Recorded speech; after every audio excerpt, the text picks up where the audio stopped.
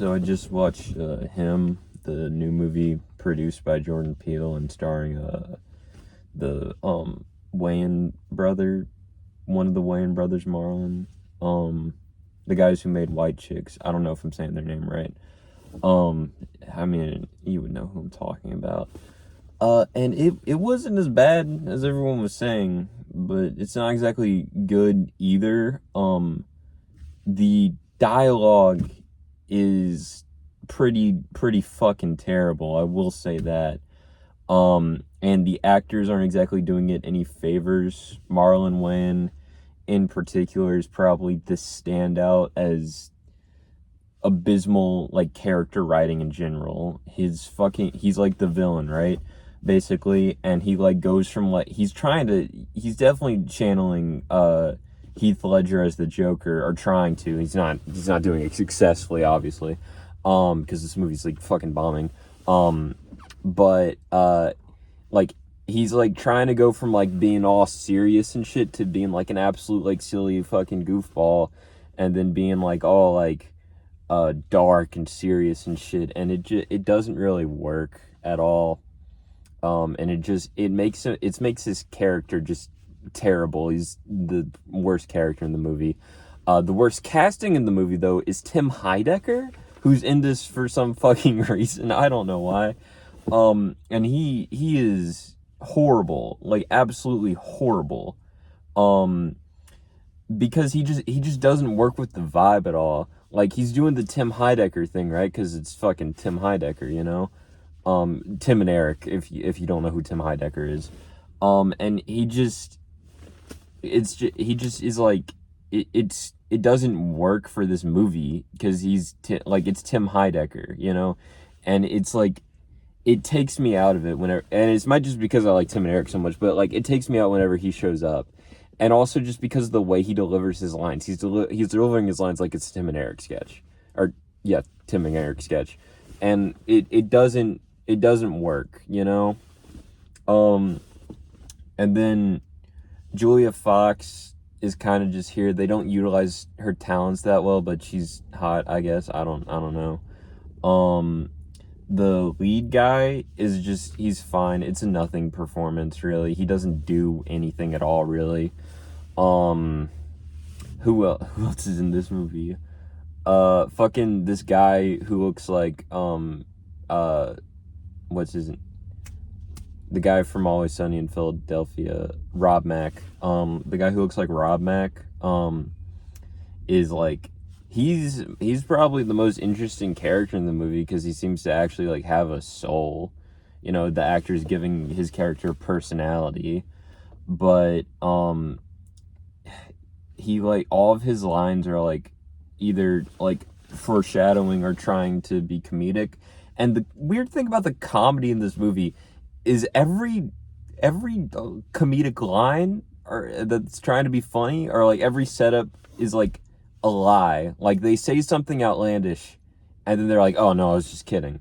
Like, that's like every joke in this movie. Every joke is just that they were telling a lie. And it's obviously fucking weird. Because, like, you know, and it's not really funny ever because it's just like they're fucking lying. Like, why, that's not funny. It's like, okay, you lied to me, movie, and then you're trying to spin that as the joke, and it doesn't really work.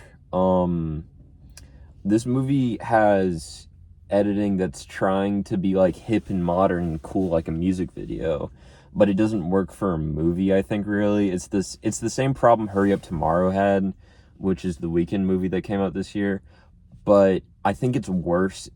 I think it's worse than the Weeknd movie. But also, the Weeknd movie had a lot of other bad editing and cinematography and just everything choices. It's the worst movie I've ever seen in a movie theater, and it's a disaster of a movie. So like literally anything is better than that, except for like fucking Hubie Halloween, I guess. But yeah, the editing just, I don't think it, like, when they do it in parts it works, but when they do it in a way to where it's absolutely nonsensical, it doesn't really work at all. and just, yeah. And the cinematography is like all right, I guess, you know. It's purposely trying to be misleading because you're thinking that it's pretty fucking obvious he's not having visions for the most part. But it's trying to be misleading and like show shit in the background stuff and like be very spacious. But it doesn't really work because I feel like if it was closer and like tighter, and then we just saw like glimpses of stuff in the background, it would give us more of the feeling that's all in his head. But because it's so spacious, it never really got that across except for one point in the movie. So yeah, that shit sucks. Trying to think of anything else I have to say about it. I said the music video thing. Oh, like, I don't know why Jordan Peele would choose to produce this, especially when he had the great prediction of producing Weapon, or trying to produce Weapons earlier this year. Which Weapons is like the second best horror movie to come out this year aside from Sinners. Because I don't feel like this is up to par to anything that I've seen him like be very attached to.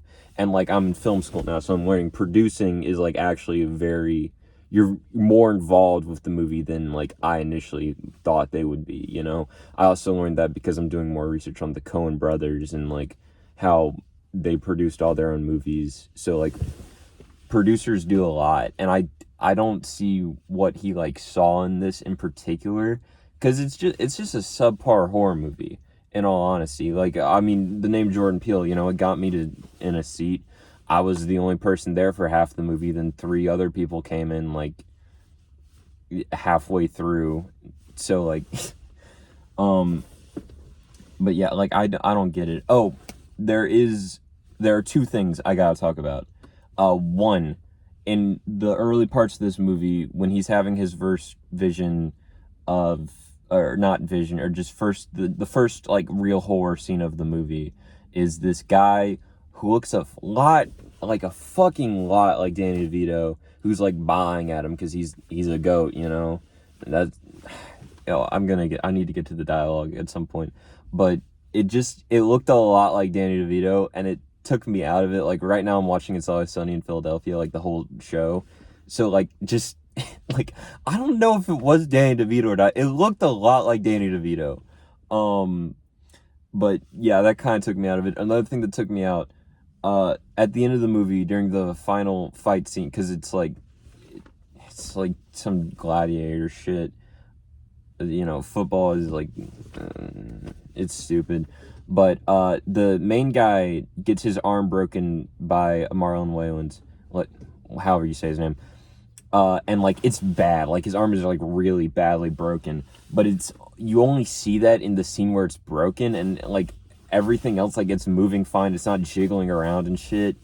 And it really took me out of it. He also uses the arm like, like, at first it's not that bad because it's just not wiggling around shit. The break isn't as bad. But then like, he uses the arm, and then it's like, what the fuck are we doing? And then they try to pass it off as it's still being broken, like when he like gets out of the gladiator fight. But like, it's not, it doesn't look as bad, and he was using it earlier. And like, it's like kind of like, what the fuck, you know? Then the dialogue. I already talked about how it's trying to be hip and modern shit, but just the amount of times they use goat as like fucking adults, and like not in a casual way, is kind of like stupid as shit. And just, they also use a lot of corny football terminology. He's like, what do you call whatever the fuck? And then he's like, a receiver? And then he's like, no, a mascot. And then he fucking beats him to death. And it's like, what the fuck? What? This is so corny. Like, it just gets super corny at the end. And then the whole final fight scene, just all of a sudden it's trying to be an Evil Dead movie. And it's like, what the fuck, you know? Like, he's like trying to be badass too. Okay, like the whole movie, he's like having really scared shit about killing people. Like, he's shooken up because he had to like strangle this girl and he thought they killed her, right? or at least that's the impression I got. I don't know if that's what it was the desired impression. And then earlier he like beats the shit out of this guy and he gets shaken up by it, and then this dude keeps getting hit in the face and he's shaken up by it. But in this at the end he kills a bunch of people and he's not shaken up about it at all, and it's like it feels like there's a lot of blood effects that's like kind of like Sam Raimi corny, but like when Sam Raimi does it's in a good way. I love Evil Dead. Evil Dead 2 is probably my favorite horror movie, but here it's just really out of place, especially when they're trying to do like a Safdie brothers type deal like for the whole rest of the movie, and then all of a sudden it's like the Evil Dead, and then he's trying to be Ash because he's like, yeah, I'm pretty fucking badass, and it's like, what happened, you know?